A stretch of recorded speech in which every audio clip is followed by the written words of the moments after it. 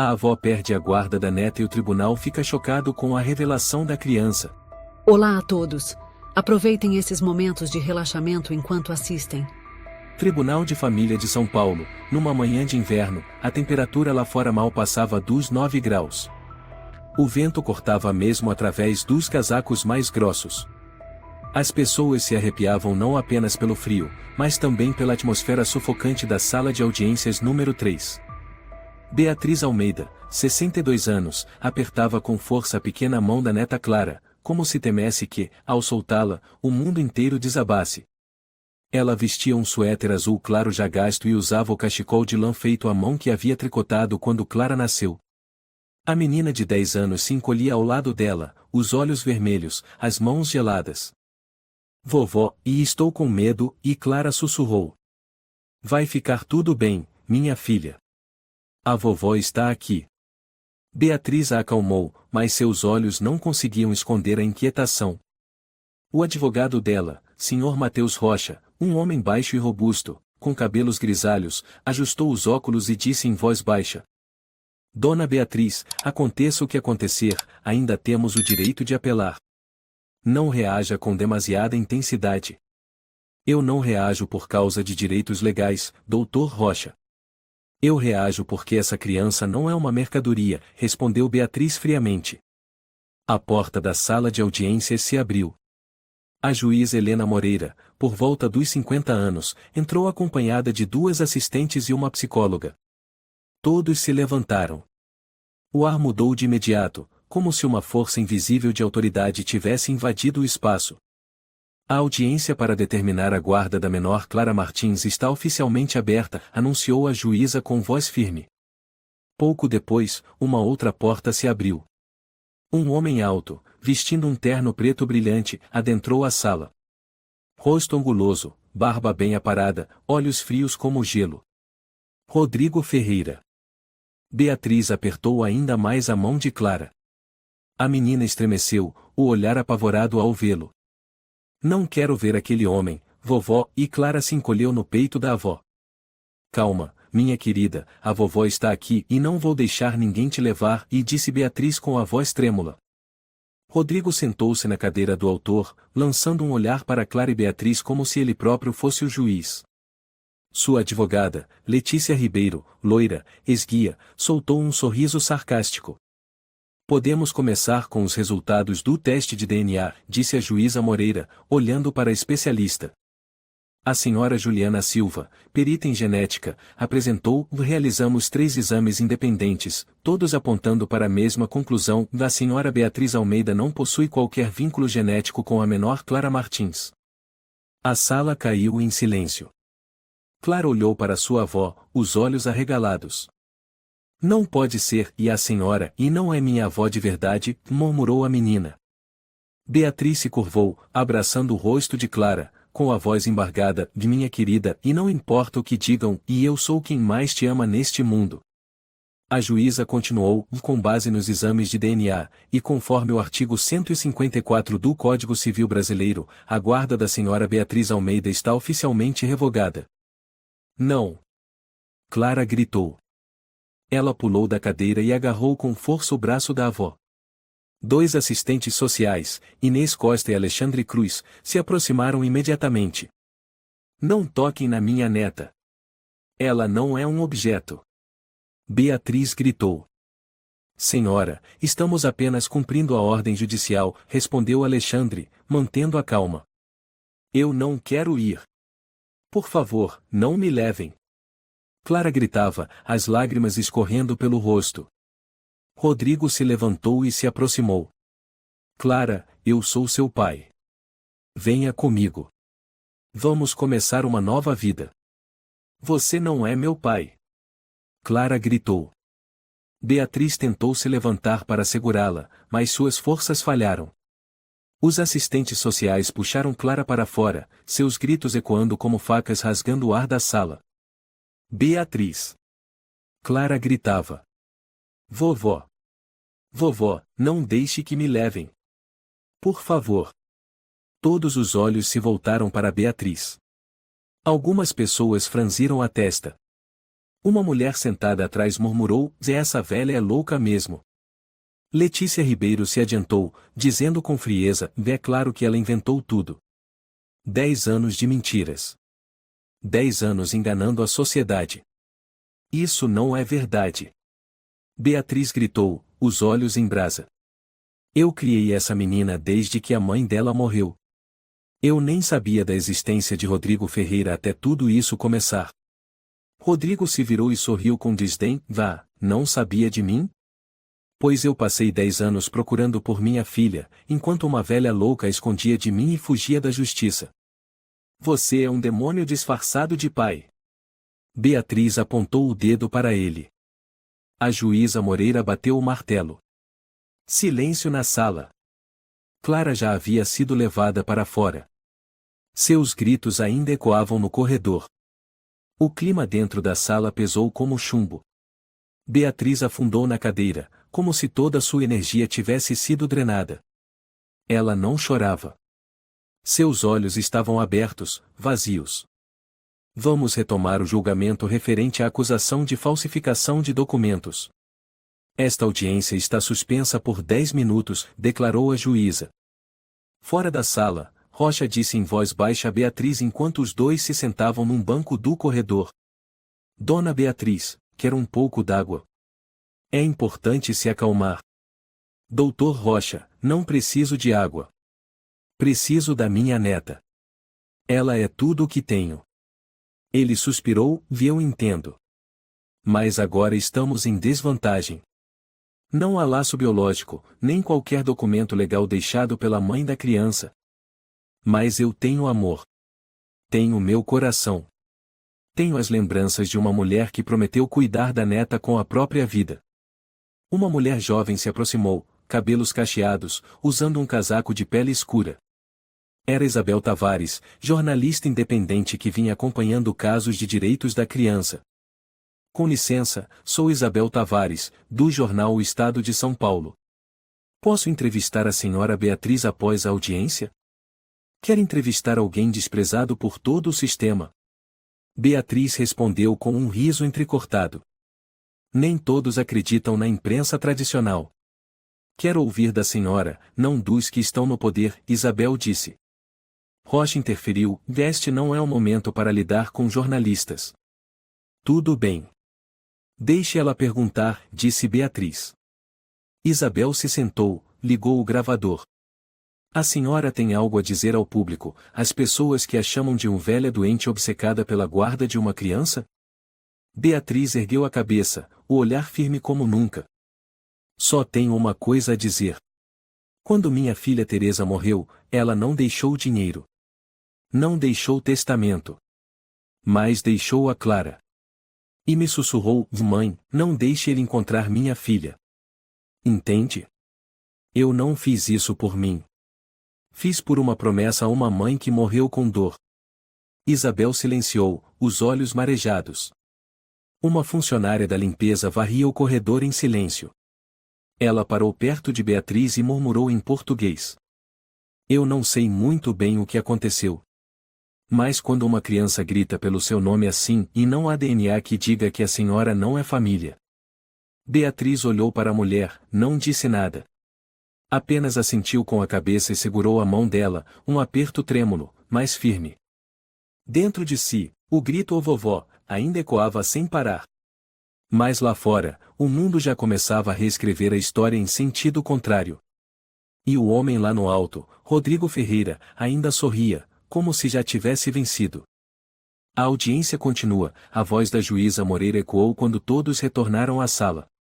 O clima ainda estava tenso como uma corda esticada. Beatriz permaneceu em silêncio, como petrificada. Ninguém ousou dizer uma palavra quando ela entrou.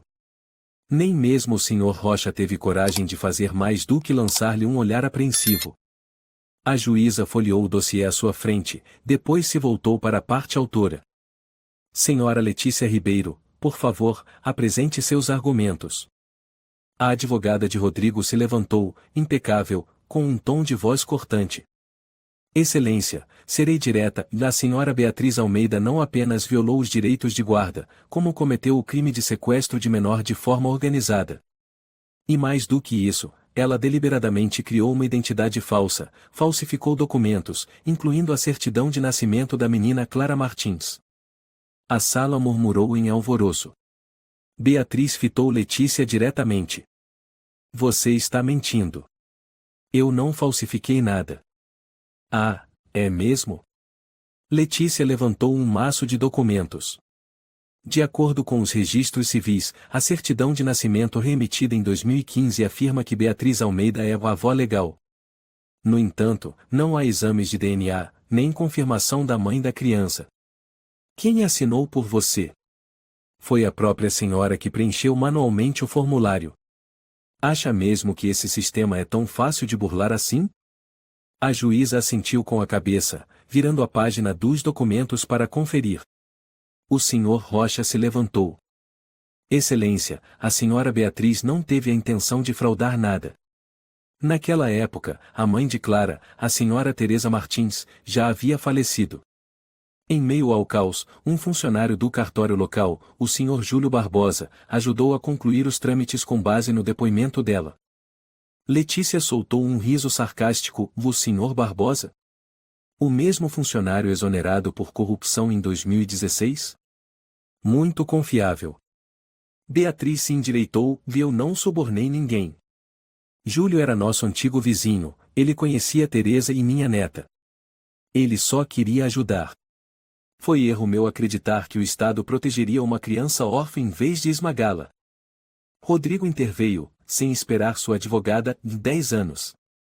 10 anos essa mulher fugiu da justiça, mudou de endereço, transferiu a menina de escola como se fosse uma criminosa em fuga. Nós mudamos de casa porque eu não podia pagar o aluguel em Bixiga. Beatriz rebateu. Eu trabalhava como faxineira, não sou um empresário com uma mansão de 7 quartos como o senhor. Um pobre não tem condições de criar uma criança. É por isso que ela precisa voltar para o pai biológico. Rodrigo declarou, calmo, mas frio. A juíza levantou a mão. Ordem. Por favor, prossiga, doutora. Letícia acionou um gravador. Meu nome é Clara. A dona Beatriz é minha avó. Meu pai morreu. Minha mãe disse para não confiar em mais ninguém. Este é um trecho da avaliação psicológica feita em 2022. Está claro que a criança foi doutrinada.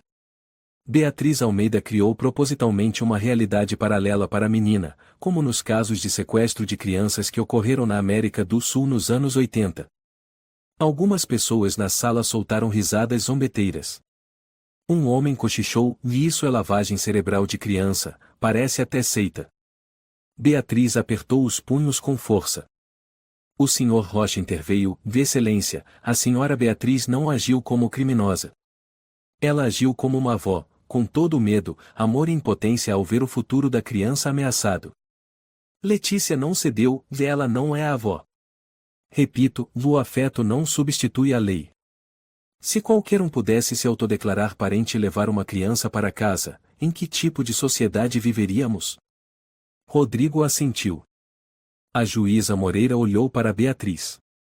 Senhora Beatriz, deseja dizer algo antes que eu tome uma decisão sobre a acusação de falsificação de documentos? Beatriz se levantou. Seu rosto não demonstrava mais raiva, mais dor, como alguém que foi esfolado vivo em plena praça pública. Eu não tenho documentos. Eu não tenho provas. Eu não tenho DNA. Mas eu tenho memórias. Eu tenho o primeiro choro da menina. Eu tenho as noites em que ela teve febre de 40 graus e eu fiquei acordada a cada minuto. Eu tenho a canção que a mãe dela me ensinou, aquela que só eu sei cantar para acalmá-la. Eu não preciso provar que sou a avó dela. Ela sabe. Só ela importa. Não o senhor, não o tribunal, não o sistema que deixou a mãe dela morrer sem resposta. A sala ficou em silêncio absoluto. Então Letícia bateu palmas lentamente, um monólogo emocional muito bonito. Mas, infelizmente, tribunais não julgam com base em emoções. Uma mulher na plateia, Ana Pereira, representante da Organização de Proteção à Criança, se dirigiu à juíza. Podemos solicitar uma nova avaliação do ambiente doméstico do Sr. Rodrigo Ferreira antes da transferência da guarda? Letícia retrucou de imediato, desnecessário. Ele é um empresário de sucesso, dono de 3 empresas, sem antecedentes criminais. Tem uma boa família. Dinheiro não comprova caráter. Ana rebateu. Rodrigo riu com desdém, e pobreza comprova, senhora. O Sr. Rocha sugeriu, se for permitido, gostaríamos de apresentar um pedido de avaliação psicológica da menina Clara após a separação da Sra. Beatriz, para verificar sinais de trauma por ruptura abrupta. Não é necessário. Letícia interrompeu. Acreditamos que a menina se recuperará rapidamente sob cuidados adequados. Beatriz murmurou, vocês estão tratando ela como se fosse uma máquina. Letícia concluiu sua argumentação com uma frase cortante como navalha. Não se trata de uma criação comum. Trata-se de um sequestro dissimulado, mascarado de afeto. Uma senhora desequilibrada, obcecada pela sensação de controle sobre uma vida dependente. E uma criança privada do direito de conhecer a verdade. Beatriz cambaleou, precisou se apoiar na mesa. Clara já não estava ali para segurar sua mão trêmula.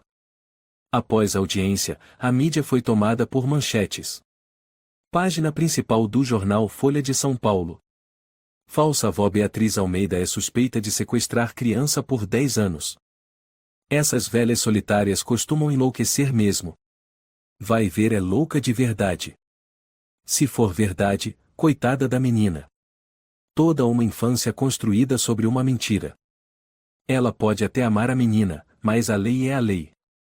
A jornalista Isabel Tavares, que já havia entrevistado Beatriz, tentou reagir em seu canal independente. Não se deve condenar uma mulher só porque ela não tem DNA. Existem vínculos mais fortes que os genéticos. E há segredos nos arquivos que o sistema jamais quis abrir. No pequeno apartamento em Vila Madalena, Beatriz permaneceu sentada, sem acender a luz. Em suas mãos, uma foto antiga, Clara e sua mãe, Teresa, sorrindo sob as árvores do Parque Ibirapuera, em pleno outono. A campainha tocou. Era Isabel. Dona Beatriz, eu só queria dizer que eu não acredito neles. Beatriz levantou o rosto, os olhos vermelhos de tanto chorar. Você acha que alguém vai me ouvir, Isabel? Quando todo mundo prefere uma história feia, mais fácil de engolir. Isabel sentou-se ao lado dela. Nem todo mundo engole. Tem gente que engasga. Beatriz apertou os lábios. Em seu coração, a voz de Clara ainda ecoava.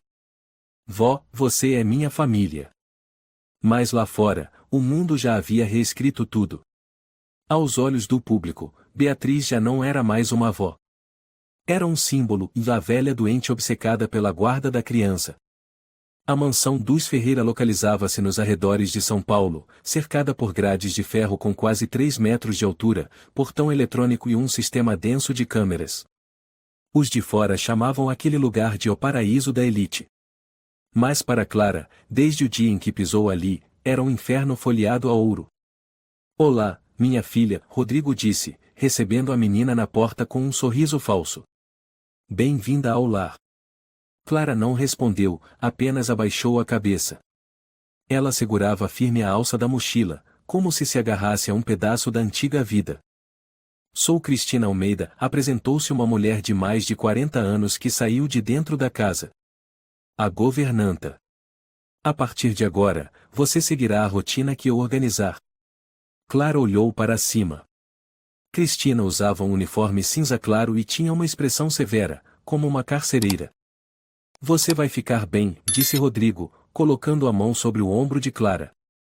A menina se encolheu levemente. O primeiro dia começou com uma proibição. Cristina entregou a Clara uma folha de papel. 7 horas acordar. 7h30 café da manhã. 8 horas aula em casa com professor particular. 12 horas almoço. 13 horas continuação das aulas. 17 horas atividades físicas no pátio.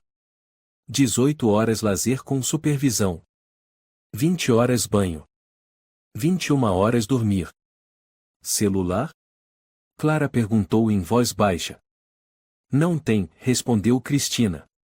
Toda comunicação será intermediada pela administração. E a vovó Beatriz? Cristina olhou direto nos olhos da menina, sem piscar, esqueça. O quarto dela era decorado no estilo de princesa, com cama grande, travesseiros de seda e brinquedos arrumados com perfeição. Você gostou? Rodrigo perguntou atrás dela, com uma voz doce como adoçante artificial. Clara não respondeu. Preparei tudo desde que você tinha 5 anos. Mas uma velha cobra te arrancou de mim.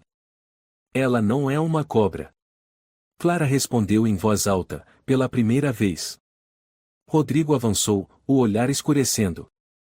Não fale alto com seu pai. Aqui, tudo me pertence. Inclusive você. No terceiro dia, Clara tentou abrir a porta da frente.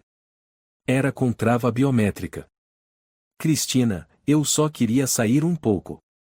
Impossível. Você não tem permissão. Eu preciso falar com uma amiga. Você não tem nenhuma amiga. Não invente histórias. Cristina virou-se friamente. No quinto dia, chegou o professor de matemática, o Sr. Joaquim Soares, um homem grisalho e gentil. Não consigo me concentrar, Clara sussurrou. Por quê? Tem algo errado? Não sei se isso é uma casa ou uma prisão. Joaquim olhou ao redor. Cristina estava a poucos metros de distância, vigiando pelas câmeras. Escute, ele disse baixinho, se precisar de ajuda, escreva num papel. Mas seja cuidadosa. Aqui, tudo é monitorado. Clara assentiu. Pela primeira vez, alguém não gritou com ela. Naquela noite, durante o jantar, Rodrigo perguntou. O que você aprendeu hoje? Matemática. Frações. Clara respondeu de forma seca. Lembra da fórmula? Clara ficou em silêncio. Rodrigo riu com desdém. Uma menina burra é um desastre. Como vai ganhar dinheiro no futuro? Eu não preciso de dinheiro. Eu só preciso de liberdade. O som dos talheres caindo. Clara levou um tapa. Nunca mais ouse falar comigo sobre liberdade. Rodrigo rugiu. Liberdade é um luxo. Só os fortes têm. Cristina entrou apressada. Rodrigo, calma. Clara segurou o rosto. As lágrimas não caíam, mas os olhos ardiam. Ela virou o rosto e não disse mais nada. No 8º dia, Clara perguntou. Minha mãe, por que ela morreu? Rodrigo semicerrando os olhos, recostado no sofá. Ela dirigia como uma louca. Bateu num poste. Morreu na hora. Não pode ser. Minha mãe era muito cuidadosa. Ela também era ótima em mentir. Igual a sua avó. As duas achavam que podiam fugir de mim. O senhor ameaçou minha mãe, não foi? Segundo tapa. Mais forte. Rodrigo se inclinou até quase encostar o rosto no dela e sussurrou. Eu posso apagar você a qualquer momento, igual fiz com sua mãe. Não me desafie. Desde aquele dia, Clara ficou em silêncio. Estudava nos horários marcados, comia na hora certa, andava com passos contidos, como uma sombra. Apenas à noite, quando tudo estava quieto, ela se permitia chorar. E sempre que isso acontecia, ela colocava a mão no rosto, onde ainda sentia a marca do tapa de Rodrigo, para se lembrar de não esquecer. Um dia, enquanto Cristina falava ao telefone, Clara entrou escondida na biblioteca. Tentou usar o computador, mas exigia a senha de acesso. Fracasso. Ela revistou uma gaveta cheia de arquivos empresariais. Uma delas estava trancada. Ela memorizou a etiqueta CH102. Em um livro antigo, caiu um papel, uma conta médica da Clínica São Lucas, em nome de Teresa Martins. Clara ficou olhando para o papel, como se fosse uma mensagem da mãe. No jantar daquela noite, Rodrigo anunciou. Na próxima semana, virão pessoas do Ministério da Educação para avaliar seu ambiente de estudos. Quero que você sorria. Diga que sou um bom pai. Por quê? Clara perguntou. Porque eu preciso que tudo seja legal. E eu? O que sou para o senhor? Rodrigo deu de ombros e um investimento. Se comportar bem, você terá sua parte. Por fora, a mansão permanecia tranquila. Toda manhã, jardineiros cortavam a grama, regavam plantas, lavavam carros. Quem visse de fora diria que ali morava uma família exemplar. Ninguém via Clara olhando fixamente para as câmeras toda noite, torcendo para que quebrassem. Ninguém ouvia a menina sussurrar o nome da avó Beatriz ao adormecer. Numa tarde, o professor Joaquim discretamente entregou a Clara uma caneta com um compartimento secreto. Escreva algumas palavras. Se precisar avisar algo. Mas não deixe ninguém ver. Por que o senhor está me ajudando? Clara perguntou. Porque eu também já fui uma criança aprisionada. O quarto continuava iluminado todas as noites. Mas dentro de Clara, a escuridão era densa. Não havia vovó Beatriz. Não havia a mãe. Só havia aquelas paredes luxuosas e o olhar gelado do homem que se dizia o pai. A noite em São Paulo era gelada como se drenasse o sangue dos ossos. Dentro daquele quarto de princesa falso, Clara estava encolhida. A luz do abajur em forma de anjo iluminava seus cabelos despenteados. Os olhos estavam bem abertos. O sono nunca vinha. À distância, o velho relógio marcou 3 badaladas e 3 da manhã. Clara se levantou devagar. Ela abriu o guarda-roupa, puxou a velha mala de tecido que Dona Beatriz havia lhe entregue em segredo antes da separação. Dentro havia algumas roupas usadas, um ursinho de pelúcia rasgado e um cobertor de lã bordado com as letras OCM. Seu nome é Clara Martins. As palavras sussurradas por Dona Beatriz na noite anterior à separação ecoaram na cabeça da menina. Clara virou a mala de cabeça para baixo. Um pedaço de tecido estava fora do lugar. Ela passou a mão por ali, rasgou discretamente o forro por baixo. Um pequeno pacote de papel caiu. O coração de Clara bateu forte. Dentro estavam um prontuário hospitalar com o nome de Teresa Martins. Uma edição antiga de jornal, o Rodrigo Ferreira sob investigação por suspeita de tráfico humano, caso encerrado após desaparecimento de testemunha. Uma carta manuscrita, em papel amarelado, com uma caligrafia familiar. Clara leu a carta, com as mãos trêmulas. Eu, Teresa Martins, escrevo esta carta em estado de extrema angústia. Se eu desaparecer, se eu morrer de forma estranha, por favor, não acreditem que foi acidente. Protejam Clara de Rodrigo Ferreira. Ele não é pai, é um manipulador, um demônio com rosto humano. Beatriz, se estiver lendo isto, esconda minha filha. Faça tudo o que for preciso. Você é a única em quem confio. Laços de sangue ou não, você é minha verdadeira família. Clara começou a chorar. Não de dor. Mas porque a verdade era clara demais. Mamãe sabia, ela sabia que ele era perigoso. Então por que me mandaram de volta para ele? No dia seguinte, Clara não disse uma palavra. Fingiu normalidade, mas a cabeça girava. Na aula com o Sr. Joaquim, ela sussurrou. O senhor acredita em notícias de jornal? Joaquim se surpreendeu levemente. O que você leu? Achei uma reportagem antiga sobre o Sr. Rodrigo. Ele foi investigado por tráfico humano. Joaquim olhou em volta, então sussurrou. Onde você encontrou isso? Na minha mala.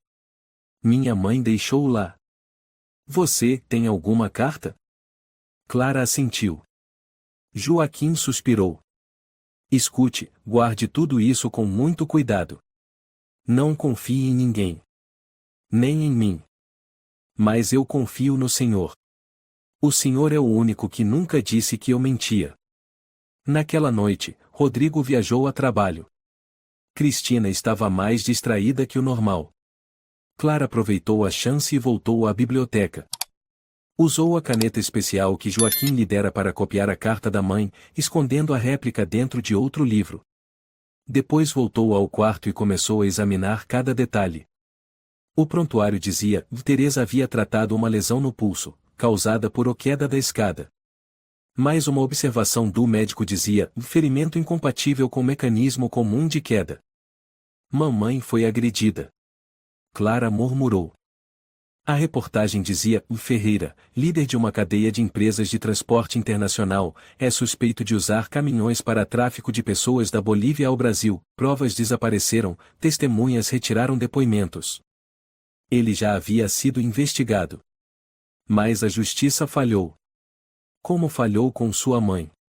E com Dona Beatriz. Na manhã seguinte, Joaquim chegou.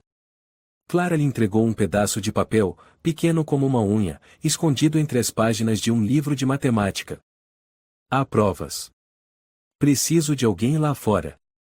Envie a Dona Beatriz. Por favor, não me abandone. Joaquim leu e assentiu. Você não vai ficar sozinha. Naquela noite, Clara deitou abraçada ao velho ursinho. Murmurou. Mamãe, eu sei que você tentou me proteger. Dona Beatriz também.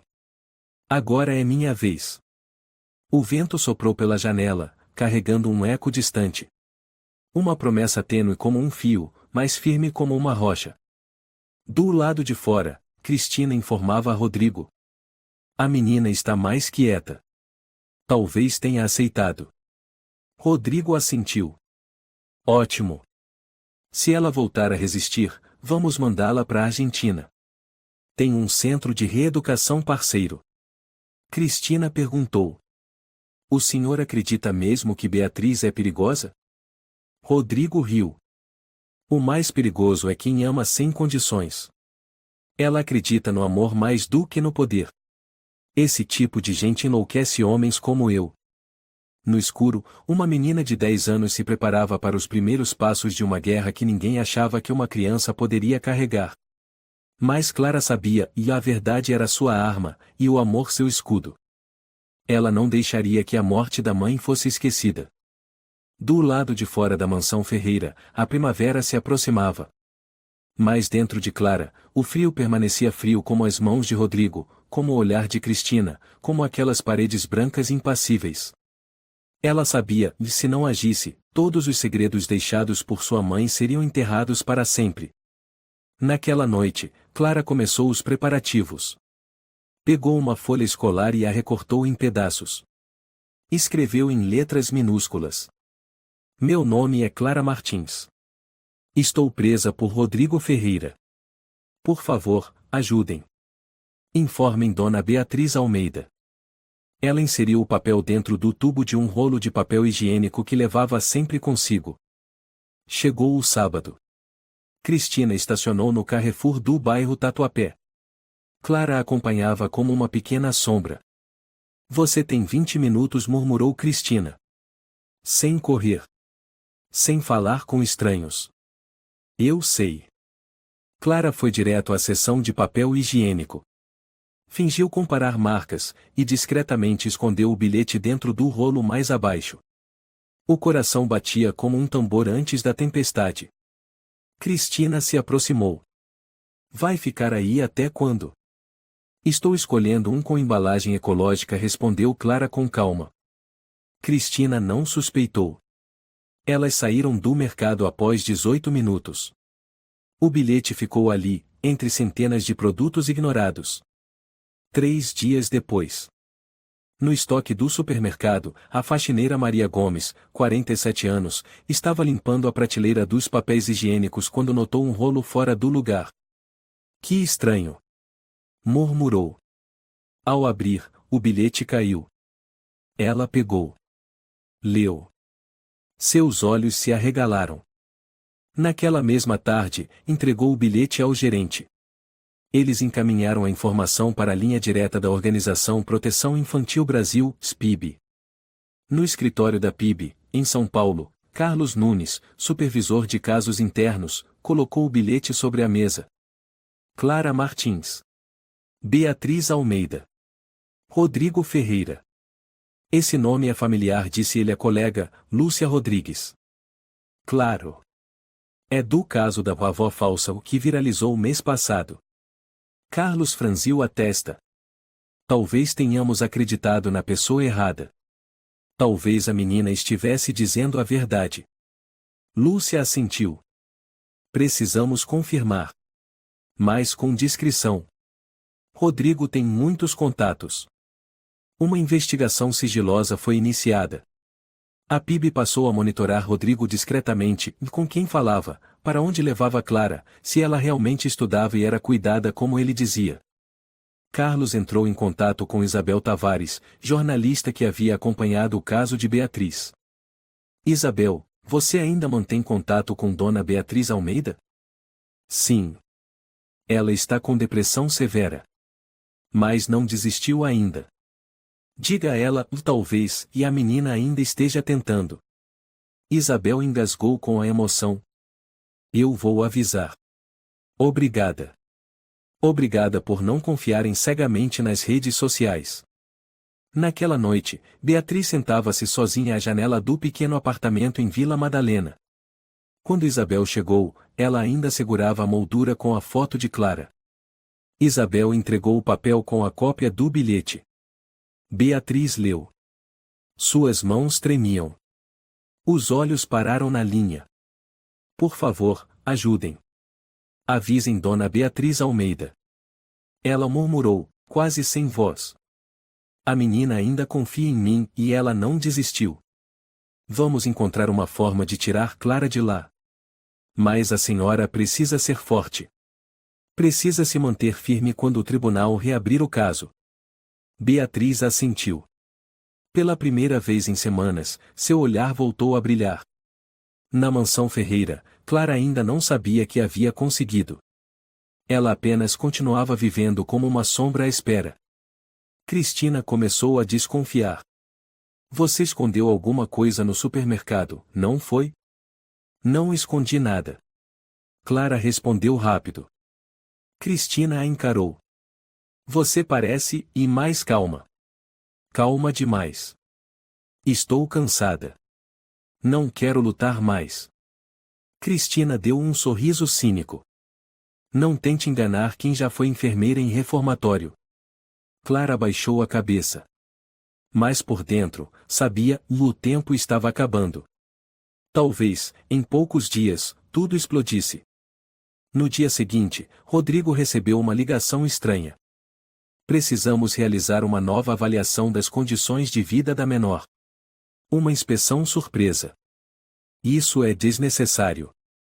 Ele rosnou. Nova norma do PIB. Se recusar é infração. Rodrigo jogou o telefone na mesa, bufando. Esses vermes já começaram a farejar. Cristina perguntou. O que vamos fazer? Resolver de vez. Mandar a menina para a Argentina. Semana que vem. No quarto, Clara ouvia atrás da porta semi-aberta. Ela sabia, precisava agir antes que fosse tarde demais. Ela revirou a velha mala, pegou mais uma folha, escreveu um segundo bilhete. Eles querem me tirar do Brasil, me ajudem antes que seja tarde. Ela escondeu o bilhete no bolso do casaco que usaria quando Joaquim viesse e torceu para que ele entendesse. Segunda-feira de manhã. A porta da mansão se abriu. 3 estranhos entraram, uma mulher, um homem de terno e um policial acompanhando. Somos do PIB. Aqui está o mandado. Rodrigo deu um sorriso cínico. Podem olhar. A menina está estudando. É muito obediente. Clara foi chamada à sala. A mulher se apresentou. Sou Larissa Prado, especialista em infância. Este é o Dr. Vitor Cardoso, advogado do PIB. Clara, você quer dizer algo? Larissa perguntou gentilmente. Clara olhou para Rodrigo. Ele sorriu, um sorriso afiado como uma lâmina. Não. Clara respondeu baixinho. Larissa se preparava para insistir quando Joaquim, de repente, entregou o segundo bilhete a Vitor, falando diretamente. Acho que vocês precisam ver isso. Rodrigo empalideceu. Cristina deu um passo para trás. Vitor leu. Seu olhar escureceu. Larissa, recomendo, levem a menina imediatamente. Precisamos detê-la para investigação. Você não tem esse direito. Rodrigo rugiu. Larissa? Vitor perguntou, calmo. Nós temos. Respondeu Larissa. Estamos agindo pela segurança da criança. Rodrigo avançou, mas o policial o impediu. Ninguém encosta na menina. Clara se levantou, caminhou até Larissa. Não olhou para trás. Não chorou uma lágrima sequer. A porta da mansão Ferreira se fechou atrás de Clara. Pela primeira vez em dias, ela respirava um ar que não era vigiado. Sala de Audiências 2, Tribunal de Família de São Paulo. Naquele dia não nevava, mas o ar era espesso, como se todos respirassem através de um pano úmido. A porta se abria e fechava para uma fila de advogados, jornalistas, parentes e seguranças. Todos sabiam que aquela audiência não era apenas sobre guarda, era o lugar onde a verdade teria chance de emergir. Rodrigo Ferreira estava no banco dos réus. Vestia terno cinza, com ar sereno, mas a mão direita tremia levemente. Sua advogada, Letícia Ribeiro, sussurrou. Mantenha a calma. O senhor é o pai biológico. A lei ainda está do nosso lado. Até ela começar a falar. Rodrigo respondeu frio, com os olhos fixos na porta da sala. Aquela porta se abriu. Clara entrou, ao lado de Dona Beatriz e do advogado Matheus Rocha. A menina usava um vestido azul escuro, cabelo preso com cuidado, a mão apertando forte a da avó. Pela primeira vez em semanas, os olhos de Clara não estavam marejados. Brilhavam não de alegria, mas de aço. Sussurros correram pela sala. Alguns repórteres levantaram câmeras, mas foram impedidos pelos agentes do tribunal. A juíza Helena Moreira bateu o martelo. Ordem na sala. A audiência vai começar. Caso da menor Clara Martins, começou a juíza Helena. Hoje, após recurso apresentado pela Organização Proteção Infantil Brasil e a petição de reavaliação da parte da senhora Beatriz Almeida, o tribunal reabre a análise da guarda da menor, bem como ouvirá diretamente a parte envolvida. Ela olhou para Clara. Menina, você gostaria de falar? Clara se levantou. A sala ficou em silêncio. A menina de 10 anos caminhou até o centro da sala, os olhos fixos, firmes. Meu nome é Clara Martins, começou com voz clara e firme. Eu sei que Dona Beatriz não é minha avó de sangue. Mas é a pessoa em quem mais confio. Ela me criou desde que minha mãe morreu. A juíza assentiu. Pode continuar. Clara olhou para Rodrigo. Seu olhar não vacilou. Aquele homem, e ele é meu pai biológico. Mas nunca foi minha família. Família não é quem te coloca no mundo. É quem fica quando você chora. Quando você adoece. Quando você grita à noite e tem um braço que te abraça. Família é Dona Beatriz. A sala permaneceu em silêncio absoluto. Ele. Clara engoliu seco. Ele me chamava de investimento. Ele me bateu quando perguntei da minha mãe. Ele disse, posso acabar com você como fiz com sua mãe. Vivi com medo por 3 meses. Sem celular. Sem conversar. Sem poder chorar. Letícia se levantou. Protesto.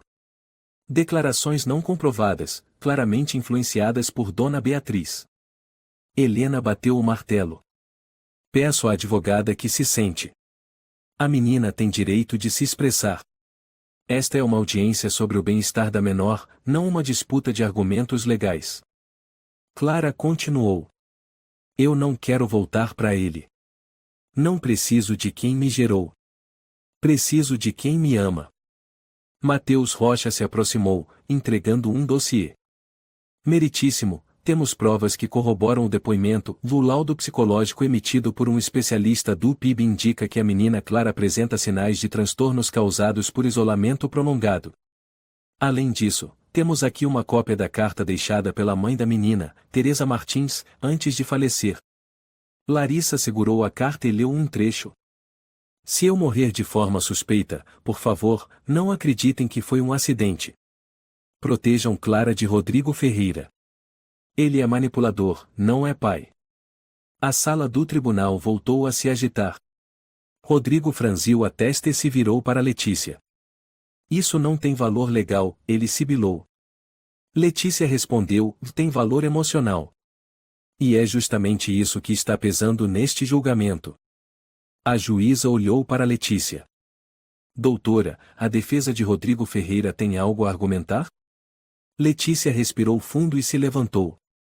Meritíssimo, o senhor Rodrigo Ferreira é o pai biológico da menor, e já comprovou sua capacidade financeira, moradia adequada e ambiente escolar de qualidade.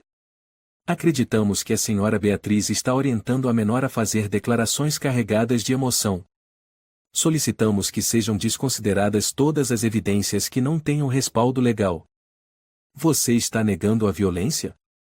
Mateus interveio. Nós negamos todas as acusações que não tenham sido verificadas por testemunhas ou por registros audiovisuais, respondeu Letícia, sem hesitar.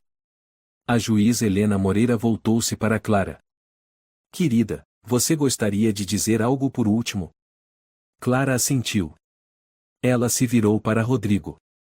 Eu sonhei com a mamãe. Ela disse, se um dia eu não estiver mais aqui, procure a vovó Beatriz. Foi ela quem escolhi para te amar mais do que qualquer laço de sangue. E eu acredito na mamãe. Ela olhou para a juíza. Eu não quero ser um investimento. Eu quero ser apenas uma criança normal, que possa dormir sem medo dos passos no corredor. Ninguém respirou fundo. Nenhum barulho de páginas sendo viradas. Até mesmo Letícia parou de anotar. Apenas a voz da juíza ecoou. O tribunal fará um recesso de 30 minutos para a deliberação. No corredor, Beatriz sentou-se ao lado de Clara. A mão idosa apertava a pequena com firmeza. Você está com medo? Clara perguntou baixinho. Não. Só me arrependo de não ter tirado você desse pesadelo antes. Eu não culpo a senhora. Fui eu quem atravessou ele. E não quero que mais ninguém passe pelo que eu passei. Letícia e Rodrigo conversavam em um canto. Ele rosnou. Se tirarem a menina de mim, eu vou processar o PIB. Vou derrubar esse caso com dinheiro. Letícia respondeu seca, você tem dinheiro. Mas ela tem a verdade. E o país inteiro está assistindo. 30 minutos se passaram. O tribunal foi reaberto. Helena Moreira bateu o martelo. Após análise dos depoimentos, provas e considerando o melhor interesse da menor, o tribunal decide suspender a guarda do senhor Rodrigo Ferreira, concedendo a guarda temporária à organização PIB, permitindo ainda que a senhora Beatriz Almeida atue como guardiã assistente durante a investigação. Letícia levantou-se de súbito, já apresentamos objeção. Registrado. Mas a ordem tem efeito imediato. Rodrigo se levantou, eu sou o pai biológico. Vocês não têm esse direito. Nós temos, Larissa respondeu com firmeza. Porque uma criança teve coragem de dizer a verdade. Clara olhou para Rodrigo uma última vez. Sem ódio. Sem medo. Apenas um olhar de adeus, como quem fecha a última porta. Ela se virou para Beatriz. Vovó. Beatriz abriu os braços. Clara correu e a abraçou com força. Pode-se tirar um teto. Mas nunca se tira o abrigo que mora no coração de uma criança. A sala de audiência número 2 voltou a ecoar com passos apressados. O clima naquele dia era mais pesado do que nunca. Todos os olhares se voltavam para o homem em pé do lado de fora da porta, Rodrigo Ferreira, agora diante de provas irrefutáveis. Ao lado dele, a senhora Beatriz Almeida, de cabelos grisalhos, mantinha nos olhos um brilho firme de convicção. A juíza Helena Moreira iniciou, esta audiência visa apurar todas as provas relativas à morte da senhora Teresa Martins, mãe da menor Clara, e as condutas suspeitas do senhor Rodrigo Ferreira. A advogada de Rodrigo, doutora Letícia Ribeiro, fitava o tribunal com seriedade. Beatriz acompanhava cada gesto, cada palavra. Sabia que aquela era a última chance de fazer justiça por sua neta querida. O advogado Mateus Rocha levantou-se e declarou: Excelência, a parte autora apresenta provas reunidas com o apoio da Organização de Proteção à Infância. Temos uma gravação com ameaças e insultos do Sr. Rodrigo à menina Clara, o laudo da necropsia da Sra. Teresa, que aponta diversas anomalias, e cópias do dossiê de investigação sobre suspeitas de tráfico humano envolvendo o réu. A sala estremeceu. Rodrigo segurou firme na borda da mesa, o rosto pálido.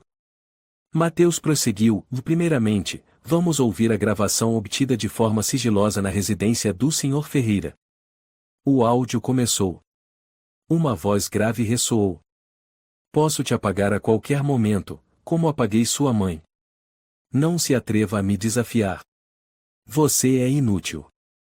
O som do choro de Clara seguiu em eco. Silêncio total na sala. A advogada de Rodrigo levantou-se com veemência: essa gravação é falsa. Foi manipulada para manchar a reputação de meu cliente. Com licença, meritíssima, temos peritos forenses que atestam a autenticidade do áudio, retrucou Mateus.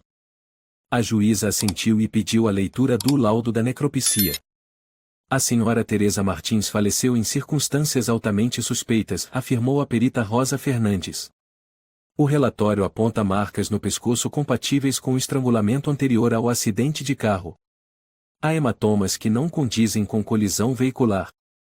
Beatriz baixou a cabeça, tomada pela emoção. Clara olhava, os olhos cheios de lágrimas.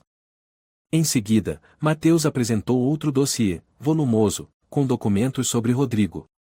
Estes arquivos dizem respeito a uma investigação internacional sobre tráfico humano, na qual o Sr. Ferreira é o principal suspeito. Testemunhas relataram que ele transportava pessoas ilegalmente, mas escapou de punições por influência e dinheiro. Um suspiro coletivo foi ouvido entre os presentes. Rodrigo levantou-se bruscamente, voz rouca: tudo isso é calúnia. Eu vou expor essa farsa. Todos vocês vão pagar. O senhor está desafiando a justiça, a juíza interrompeu. Não. Só quero proteger minha honra e meu direito de pai. Rodrigo gritou. A juíza exigiu silêncio e pediu que a audiência prosseguisse. Mateus chamou Clara para depor. A menina se posicionou diante do tribunal, com o olhar firme. Eu vi muita coisa. Não tenho mais medo. Estou dizendo a verdade porque minha mãe escolheu a vovó Beatriz para me proteger, e eu confio nela mais do que em qualquer um. A voz da menina embargou: ele machucou minha mãe, e me fez viver com medo. Mas agora, eu não estou mais sozinha. A defesa tentou desmontar o depoimento de Clara, mas não conseguiu abalar sua coragem. Ao fim, o tribunal decretou a prisão preventiva de Rodrigo Ferreira para a continuidade das investigações. Clara correu e abraçou Beatriz com força, chorando. Vovó, eu não sou mais uma criança coitadinha. Não, minha querida. Você é a testemunha que salvou a si mesma. O julgamento chegou ao fim. A luz da alvorada em São Paulo atravessava a janela. Uma jornada dolorosa e cheia de lágrimas começava enfim a encontrar a justiça, mas também abria caminho para um novo futuro, onde o amor não precisava de laços de sangue. Um mês após o julgamento intenso, a sala de audiência número 2 do Tribunal de Família de São Paulo voltou a ficar lotada. Mídia, familiares e partes envolvidas estavam presentes com uma mesma e tênue esperança em que a justiça, finalmente, fosse feita.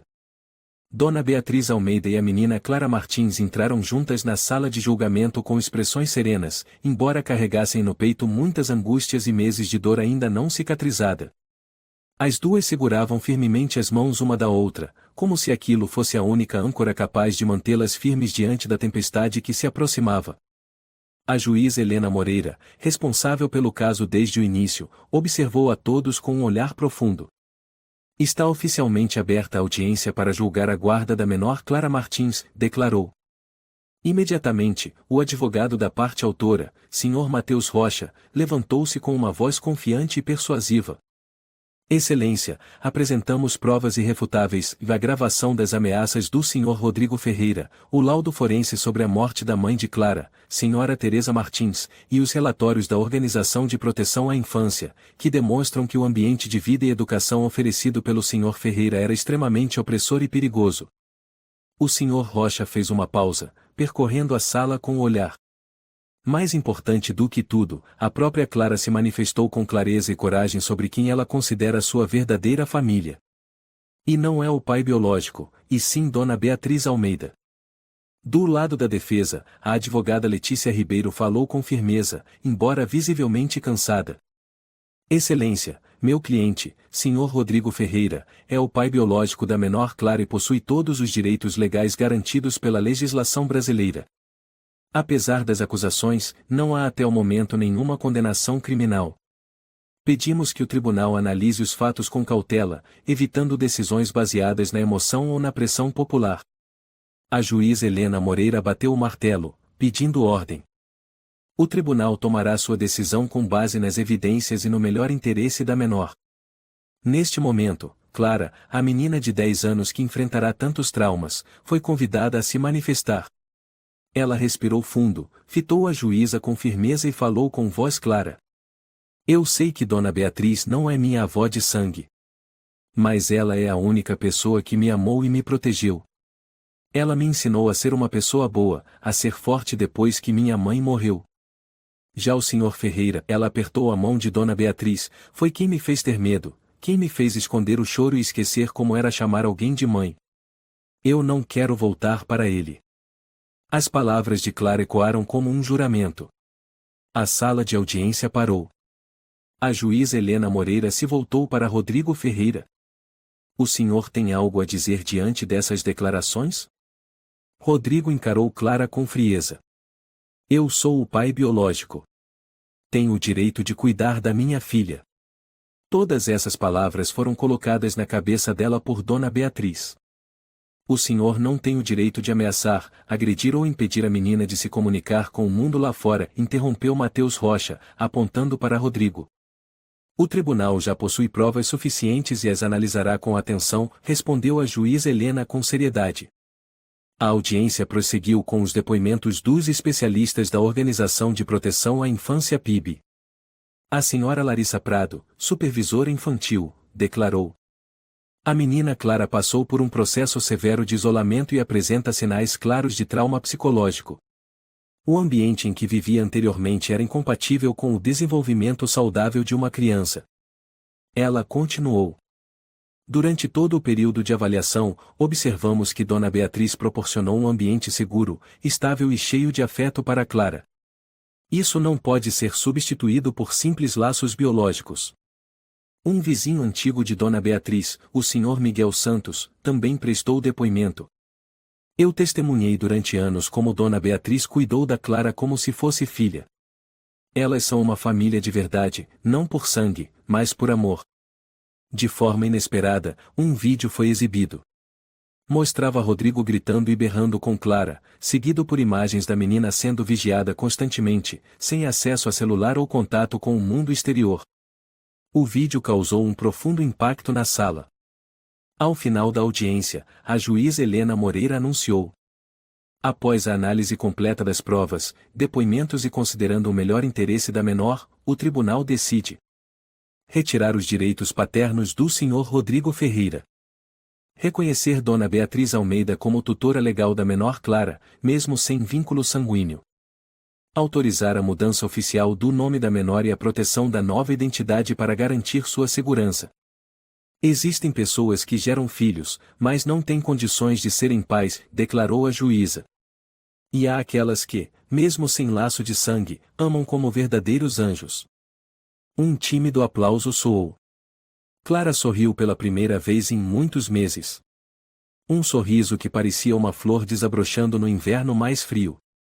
Ao sair do tribunal, viram Dona Beatriz abraçar Clara com força, os olhos brilhando de alegria. Estavam cercadas pelo carinho de vizinhos, amigos e familiares. Uma repórter perguntou a Beatriz. A senhora acredita que a justiça foi feita? Ela respondeu suavemente. A justiça é como a luz na escuridão. Passamos por muitas noites escuras, mas agora, a luz chegou à porta. Clara sussurrou ao ouvido da avó. Vovó, eu nunca vou te deixar. Dona Beatriz sorriu. Eu sempre estarei aqui. Desde que você saiba disso, é o que importa. A história se encerra sob o céu iluminado do entardecer em São Paulo, um testemunho do poder do amor e da coragem que supera todas as barreiras do sangue. Os primeiros dias após a sentença foram carregados de emoção. Clara e Dona Beatriz voltaram para a antiga casa no bairro de Vila Madalena, onde estavam guardadas tantas memórias doces e amargas. As ruas estavam cheias de vida, mas para elas, a existência já tinha outro significado. A casinha permanecia igual, com janelas cobertas de buganvílias e uma mesinha de madeira no quintal. Os vizinhos as recebiam com afeto, e seus olhares revelavam tanto surpresa quanto arrependimento. Seu Luiz, o vizinho idoso, sorriu gentilmente ao encontrar Dona Beatriz. Dona Beatriz, me desculpe por ter acreditado naquelas fofocas. De verdade, estávamos errados. Dona Beatriz sorriu com ternura, segurando a mão de seu Luiz. O senhor não precisa se desculpar. O mais importante é que a Clara voltou para sua verdadeira família. Numa tarde qualquer, quando a luz do entardecer dourava toda a rua, Clara sentou-se nos degraus da entrada, olhando para longe, em silêncio, mergulhada em pensamentos. Vovó, a menina perguntou baixinho, se um dia eu crescer e me afastar da senhora, a senhora vai ficar triste? Dona Beatriz sentou-se ao lado dela e a envolveu nos braços calorosos. Minha querida, ela disse suavemente, eu não preciso que você esteja ao meu lado todos os dias. Só preciso que você saiba que eu estarei sempre aqui, não importa a distância, não importa onde a vida te leve. Clara olhou para ela com os olhos marejados. A senhora é a minha família, para sempre, disse a menina, e as duas choraram juntas. No dia seguinte, Clara voltou à escola, agora com novos colegas e professores dedicados. Sem mais barreiras invisíveis, ela sabia que podia finalmente viver sendo quem realmente era.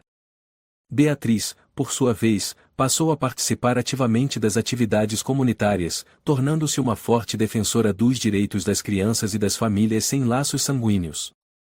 Em uma reunião da Organização de Proteção à Infância, Beatriz compartilhou: família não é só sangue. É amor e sacrifício. Crianças como a Clara merecem crescer em braços acolhedores, e não nas sombras da injustiça. Enquanto isso, Rodrigo Ferreira já não possuía mais o poder de antes. As autoridades conduziam investigações aprofundadas sobre suas condutas e crimes. Certa manhã, na sala de interrogatório, Rodrigo encarou o policial. Eu nunca imaginei que seria traído justamente pela minha própria filha e aquela falsa avó. O policial respondeu: o senhor fez suas escolhas. Agora, vai ter que pagar pelas suas ações. Numa noite tranquila, Beatriz e Clara estavam sentadas à janela, observando as luzes da cidade. Vovó, Clara perguntou, posso contar minha história aos meus amigos? Dona Beatriz sorriu, claro que sim. A nossa história é sobre amor e o poder da verdade. Clara sorriu, feliz. Ela sabia que, por mais vasto que fosse o mundo, por mais longe que fosse, o lugar mais seguro sempre estaria no coração da avó. A história termina sob a luz vibrante do pôr do sol em São Paulo, onde o amor não precisa de laços de sangue. Basta um coração suficientemente caloroso e corajoso para amar. Essa história nos traz uma lição profunda sobre o valor do amor e da coragem que superam todas as barreiras do sangue. O vínculo biológico não é a única medida para definir uma verdadeira família, o carinho sincero, a proteção e o cuidado são o que realmente importa. Ao mesmo tempo, a narrativa nos lembra da força da justiça e da persistência na defesa dos direitos dos mais vulneráveis. Na vida, às vezes tudo o que precisamos é de um coração suficientemente aquecido e de coragem para superar todos os desafios e encontrar a verdadeira felicidade.